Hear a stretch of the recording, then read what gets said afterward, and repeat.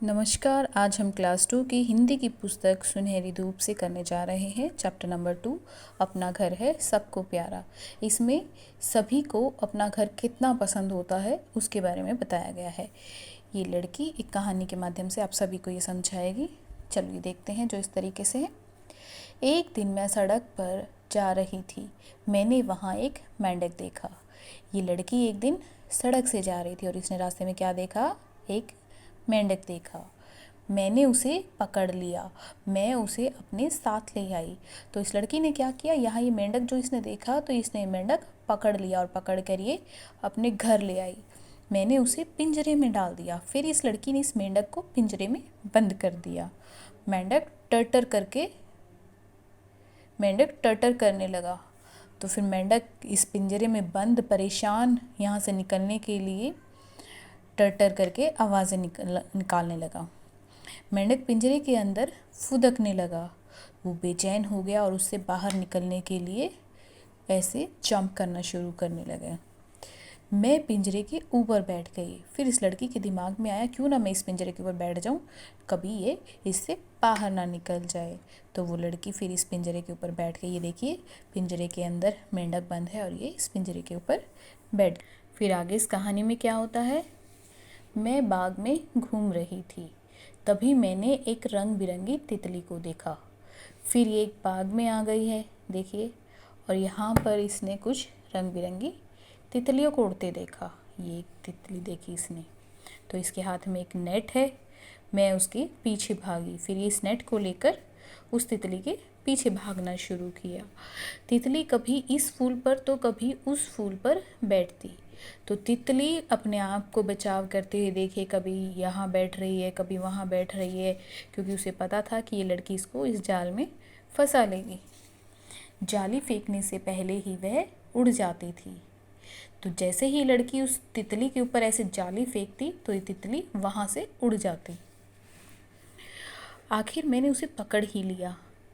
Finally ये लड़की के जाल में ये तितली फंस जाती है और मैंने उसे पिंजरे में डाल दिया। फिर इस लड़की ने उस मेंढक की तरह भी इस तितली को पिंजरे में बंद कर दिया। मैं बगीचे में खेल रही थी। मैंने वहाँ एक गिलहरी बच्चे को देखा।